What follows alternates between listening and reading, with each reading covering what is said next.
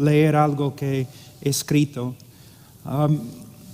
Hay una palabra en latín, semper reformanda, siempre reformando. Según Michael Horton, la frase apareció primero en un devocional escrito por Jodocus van Lodenstein, un personaje importante en la segunda reforma holandesa. La frase completa es: la iglesia es reformada y siempre está siendo reformada según la palabra de Dios. Michael Horton dice algo muy importante aquí, que el verbo es pasivo.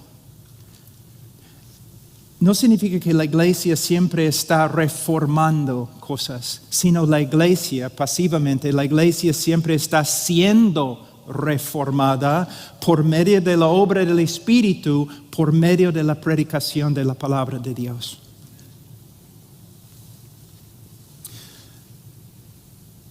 En los últimos 15 años hemos escuchado mucho acerca de la reforma. Y quiero decir algunas cosas muy importantes. Primeramente, los reformadores no buscaban ser reformadores. Los reformadores simplemente querían ser bíblicos. Y debemos aprender a usar este término, bíblico. No queremos conformar la iglesia a la reformación europea, pero sí queremos reformar la iglesia y transformar la iglesia y conformar la iglesia a las Escrituras. Apreciamos las reformas. La parte bíblica de las reformas, por supuesto, y podemos aprender de las reformas. Pero, hermanos, la meta es ser bíblico. En los últimos 15 años hemos visto muchas personas hablando de la doctrina de la reforma. Y de verdad yo pensaba que iba a haber algo de una reforma. Pero ahora casi no se escucha nada acerca de la reforma. Ha pasado de moda. Y ahora hay otras cosas.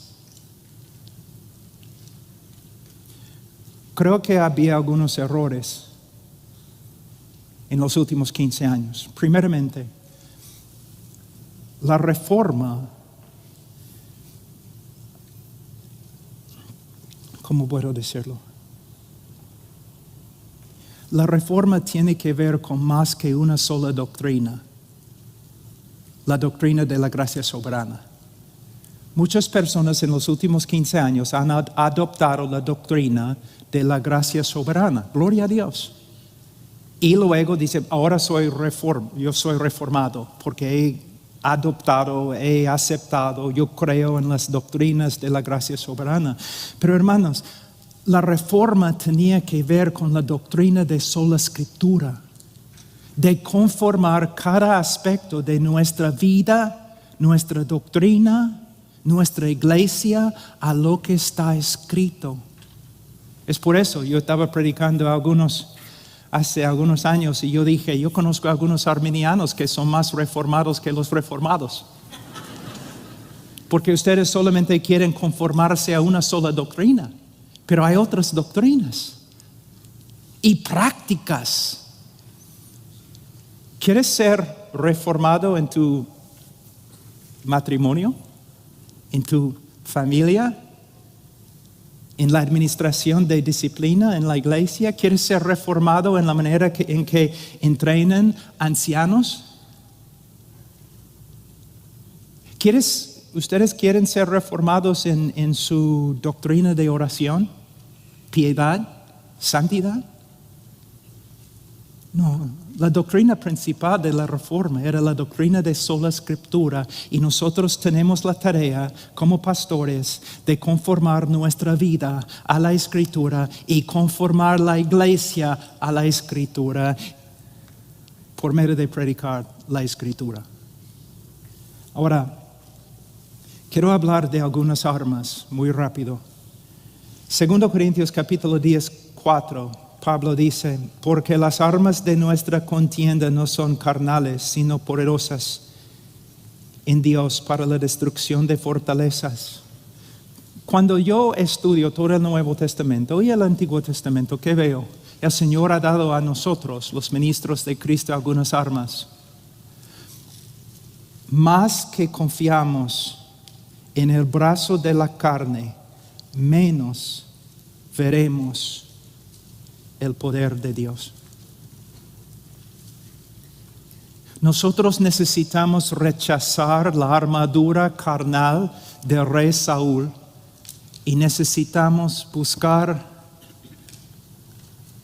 las piedras lisas que el Señor nos ha dado para pelear contra cualquier gigante. ¿Y cuáles son estas piedras? La palabra de Dios, la intercesión y una vida ejemplar. Estas son las armas. Volviendo al final a Esdras, ya que Esdras había dedicado su corazón a estudiar la ley del Señor y a practicarla y a enseñar sus estatutos y ordenanzas en Israel. La vida de un pastor es estudiar la palabra de Dios, para vivir la palabra de Dios, para predicar la palabra de Dios. Es muy simple. Es muy simple. Pablo dijo en Hechos 20:20, no rehuí declarar a vosotros nada que fuera útil y de enseñaros públicamente y de casa en casa. 1 Timoteo 4:13, entre tanto que llego, Timoteo, ocúpate en la lectura de las Escrituras, la exhortación y las enseñanzas. Ustedes saben lo que yo veo en el día de hoy. Tenemos un montón de diáconos, no tenemos muchos ancianos. ¿Qué? Los hombres que se llaman pastores, cuando yo examino su vida, están básicamente haciendo la obra de un diácono.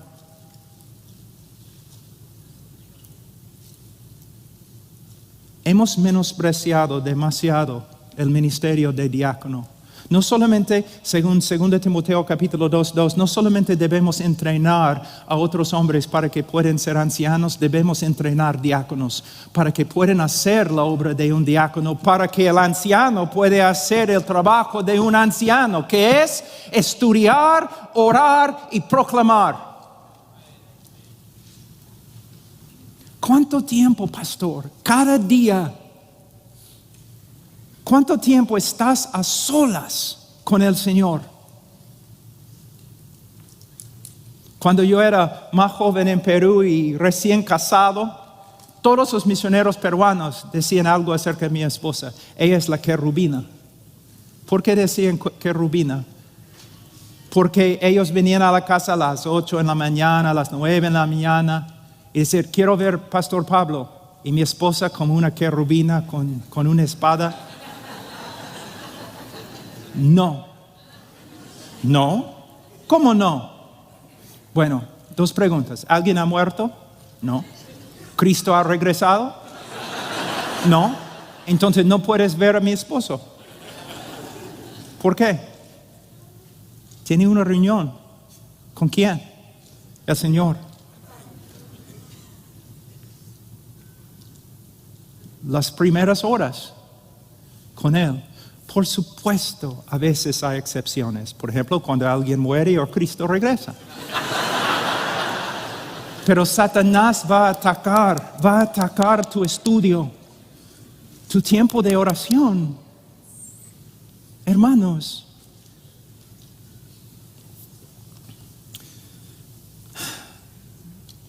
en 2 Timoteo 4:1-2, te encargo solemnemente en la presencia de Dios y de Cristo Jesús, que ha de juzgar a los vivos y a los muertos por la manifestación y por su reino. ¡Qué solemne! Predica la palabra, insiste a tiempo y fuera de tiempo, redarguye, reprende, exhorta con mucha paciencia e instrucción. Tengo como 3 sermones acá. Pero quiero decir una sola cosa, joven, especialmente escúchame, no vas a reformar la iglesia por medio de solamente predicar en contra de los problemas en la iglesia. De hecho, no va a funcionar. Tú vas a reformar la iglesia Aunque a veces sí, por supuesto, tienes que predicar con respecto a los problemas, pero tu ministerio debe ser la predicación de la palabra de Dios de Génesis a Apocalipsis. Todo el consejo de Dios.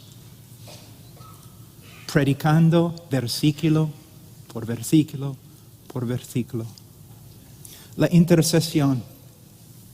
Hermanos, yo he escuchado a algunos diciendo, no, nuestra creencia en la soberanía absoluta de Dios no hace daño a nuestra doctrina de oración. Y yo digo, parece que sí. Porque en el día de hoy yo escucho a muchos hablando de la soberanía de Dios y hablando mucho de la predicación, pero no escucho muchos hablando de la intercesión. Los apóstoles, Hechos capítulo 6, oración y el ministerio de la palabra. Oración aún primero y el ministerio de la palabra. Todos los grandes movimientos bíblicos en la historia de la iglesia y todos los pastores que de verdad han cambiado al mundo han sido principalmente, ante todo, hombres de oración. Hombres de oración. Hay un texto, es uno de mis favoritos, Isaías 62, 6 y 7. Sobre tus murallas, oh Jerusalén, he puesto centinelas. En todo el día y en toda la noche jamás clamarán. Los que hacéis que el Señor recuerde, no os des descanso, ni le concedáis descanso hasta que la restablezca, hasta que haga de Jerusalén una alabanza en la tierra. Por supuesto está hablando de Jerusalén, pero tiene una aplicación general para todos los siglos, aún para la iglesia.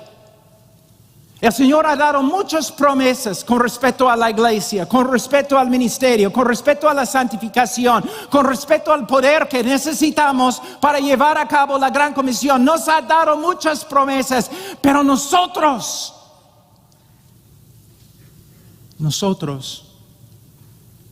con fe, debemos aferrarnos a estas promesas. Señor, aquí estoy. Dame lo que necesito para llevar a cabo este ministerio. Bethany Lloyd Jones dijo de su esposo. Bethany Lloyd Jones, la esposa de Martin Lloyd Jones, dijo: nadie comprenderá a mi esposo hasta que reconozca que él es ante todo un hombre de oración y luego un evangelista. Spurgeon diría lo mismo. Por fin, una vida ejemplar. Esdras no solamente estudió, practicó lo que aprendió. Es interesante, Mateo 28:20, enseñándoles, hablando a los apóstoles, enseñándoles a guardar todo lo que os he mandado. 1 Corintios 11:1, sed imitadores de mí como también yo lo soy de Cristo. 1 Timoteo 4:12, no permitas que nadie menosprecie tu juventud, antes sea ejemplo de los creyentes en palabra, conducta, amor, fe y pureza. ¿Sabe con respecto a mí, la necesidad de mi esposa es que yo sea más como Cristo? La necesidad de los hermanos en mi iglesia es que yo sea más como Cristo. La necesidad más grande de mis hijos, ¿qué es la cosa más? ¿Qué es lo mejor que puedo hacer para mis hijos? Como su padre, ser más como Cristo, más como Cristo, más como Cristo, más como Cristo. No debes estudiar simplemente para predicar, debes estudiar para practicar. Un hombre, una mujer conforme a Cristo. Un hombre piadoso, un hombre que teme al Señor. En Heart Cry cada martes tenemos el día especial de oración. Y la oración más frecuente: Señor, aumenta nuestro temor de ti. aumenta nuestro temor de ti.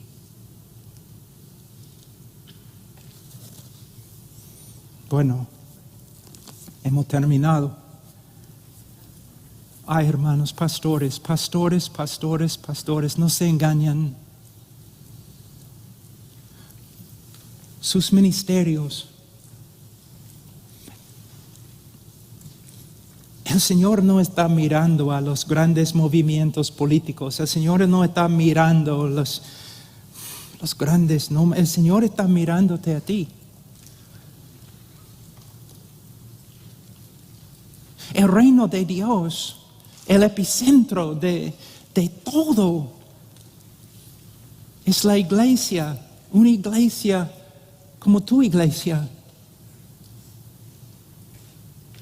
Yo no soy anciano porque yo quería estar en un lugar donde simplemente puedo ser siervo. Y yo creo que un anciano no es solamente una persona que predica, es una persona que pastorea. Yo voy a una iglesia que tiene, no sé, 125 miembros, algo así.